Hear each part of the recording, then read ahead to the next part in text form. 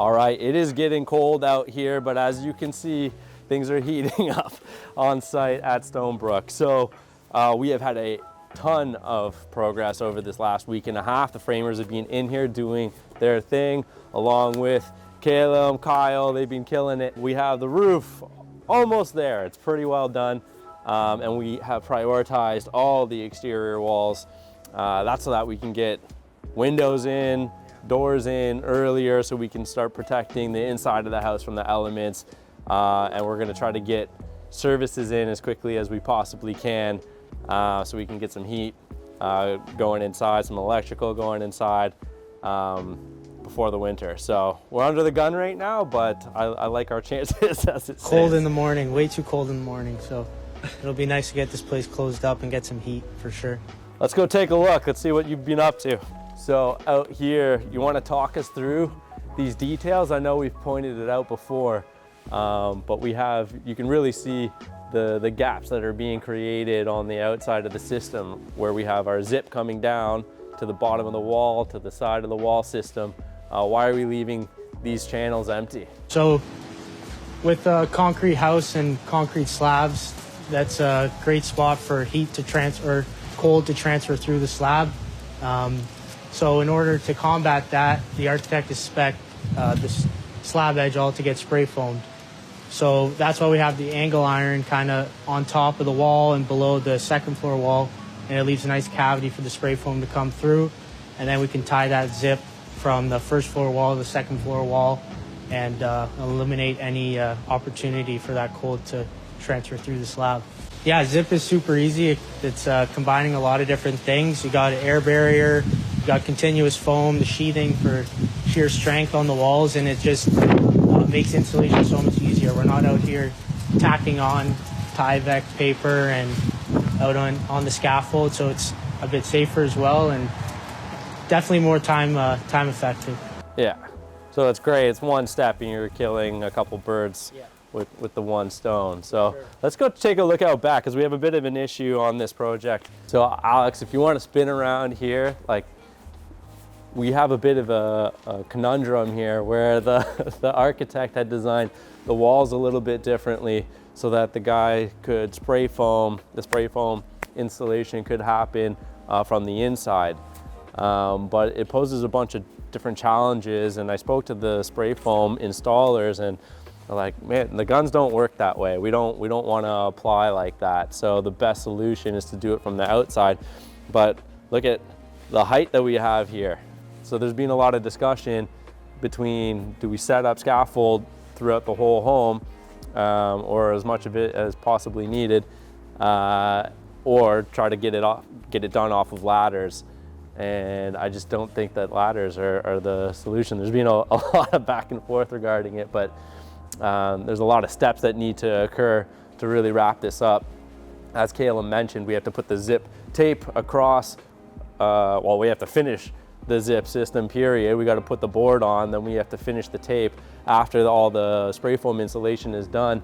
Some hurricane ties across the top. Like, there's a bunch of work that has to happen, and it's probably worth adding the scaffolding. But you know, as you're going through the project, it's one thing looking at the plans and trying to plan off of that, but when you're actually standing there looking at how high that wall is, it's a different situation. So you can really see the project starting to come to life, right? We have the curved windows across the back of the house, and there's going to be lots of repeating curves throughout the home. So even in the kitchen, in the sunroom, like, there's all these curved details that are going to start to come through. Even the front door with this beautiful curved glass that's going to encompass the front door. It's like, yeah, you can see here these studs are actually temporary, just for temporary support.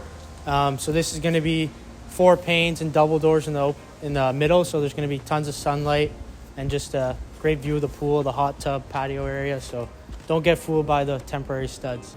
So this is where the actual staircase is going to be. We had a neighbor walk by earlier and comment, like, maybe this isn't the best place for the staircase. Yeah, or at least his wife said that. Well, let's go upstairs and check this out. This is the flat roof portion above the garage. And so you can see the holes that we have for the pot lights to go in later on. So this is going to be our exterior wall. We have a couple skylights in that section over there, but this is where all the bedrooms are. Bathrooms, bedrooms, there's a laundry room going up here. Fantastic sight lines. But you know, a week and a half worth of progress, and we're almost there on all the exterior walls. So we're going to get all that done. The windows are going to go in shortly thereafter, and then start framing all the interior partitions. So up here, we've had to do a little different from the first floor for a few reasons. One was the angle iron being at a slightly different spot. So it's hard for Chris, our layout guy, to snap lines to make sure we keep the plate straight. So we've actually installed a double bottom plate, and that first plate was installed separate from the wall. So we've done all the bottom plates all the way around the perimeter, and then built the wall and stood it up on top of that. That way we're just matching the bottom plate with the first plate, make sure it's nice and straight, and yeah. So that's how you guys simplified getting the layout together. Yeah, a little more material, but than we were expecting, but it saved a lot of time with layout, and also resulted in making sure that it's nice and straight. Also looking up, you can see these are all the holes, everything. So we have all the ductwork, because there's a second furnace up top here. So all the ductwork is going to run across above the ceiling slab, and then drop through all these perforations. So everything's being planned out, and see how we did. But lots of time was spent up on the roof to make sure that we had everything in the right place. Even again, if we have a ceiling that looks good enough, we've actually roughed in for pot lights in the bedrooms to give them exposed ceilings if they're happy with the way that the concrete cleans up. So yeah, one challenge, and you're saying how it would turn out. Yeah, so we lost a few of the core lines in the primary bedroom. Just when they're pouring, there's a lot going on, a lot of pressure that the concrete pushes through. So a few of those are buried over there. We're gonna have to figure out a solution for that. Maybe get a tracking device, or we're gonna have to figure it out. But that's a challenge you can see with, not everything's gonna go perfect when you're doing it before. It's tough to get everything in the right spot, and yeah, we did. Lots of troubleshooting along the way. That's construction for you. Yep. Coming over here, like, can you imagine this being your bedroom? Look at this view. Yeah, it's pretty nice. This giant concrete pool is going to be so cool when it's all done. This is going to be the mechanical room. So there's going to be the second furnace here. We have this roughed in. There's going to be another electrical panel up here, just a little sub panel. Again, that's to help provide ease of access for the second story. It's hard to get through concrete, so we tried to make some provisions for that. And then this is cool. It's a little bit different. Typically, most houses have the insulation sitting on top of the ceiling on the second story, but this one's a little bit different, where we have spray foam insulation going on the underside of the actual roof. Yeah, it's a great detail to have the spray foam insulation all under the roof deck, so that we actually have a conditioned attic space, and that way the whole roof structure is protected by that insulation and is conditioned.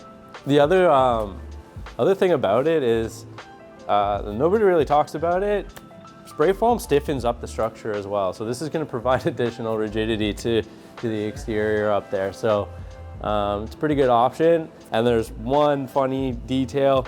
You can't have exposed foam. So they have to put another chemical layer on top of that to protect it, because it's an ignition source, or not an ignition source, but it lights up like a Christmas tree. So I didn't know that. So that's yeah. So it all has to be protected, but it's going to be cool. The kids are going to be able to have a secret fort up there. Coming over here, Caleb, I noticed you guys left a couple strips off to the side here. Like, why aren't these wall assemblies completed? Yeah, so basically the way the scaffold system is going to work, from what I've heard, you won't be able to kind of traverse or walk across the scaffold from end to end. So we've had to plan in the areas that they're going to have to get out and spray foam the columns, that they actually can do that and get out on the columns, or get out on the scaffold, sorry. So that's why the zip is missing there. Hopefully they can fit through that. I think they should be able to. The other thing, we're gonna have to bring the strips of zip system, right? We'll be able to cut in here, bring it outside, fasten them. I guess that'll be the last task, is putting those on, getting the tape on, and then you gotta climb down because you'll be locked out. Yeah, that'll be a good view. I'm excited to see that, looking in, all the zip completed and knowing that the house is gonna be nice and warm. I had somebody ask me too, like, is the zip okay all winter long?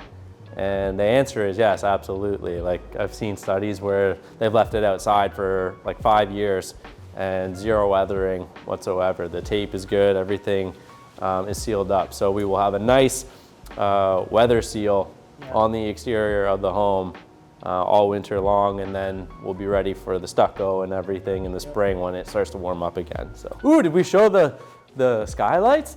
Look at the hole in the slab. Right, so this is just gonna be, we'll have a drop ceiling up here, but then this will be drywall running all the way up inside there. And you can see the holes for the 3 skylights. We'll have a couple ventilated skylights up there. 2 of them vent here, 2 of them vent in the sunroom. And I don't know, gonna be lots of light in here. It's gonna be beautiful. Well, I guess that just about sums it up. I'm not sure if there's anything else you can think of, but fantastic progress. You guys have been killing it on site here. It's been lots of fun. It's a special build and poses different challenges than we're used to, but that gives us some purpose every day, coming in here and problem solving, and we're getting it done. So it's super exciting. I actually saw one of the comments on one of the videos. I think it was like the hiring video or something that we have going on Instagram right now, and the guy's like, all construction's the same. Yeah, not this one. No, man, like, they're all different, and that's the cool thing. All the clients are different. It's all about building the relationships with the clients and really extracting their vision and putting their style into the home. And you can really see this one starting to shape up. So I'm loving it. I'm having fun planning this project. But PEWTER.build across the board. Thanks for following. We'll catch you on the next one.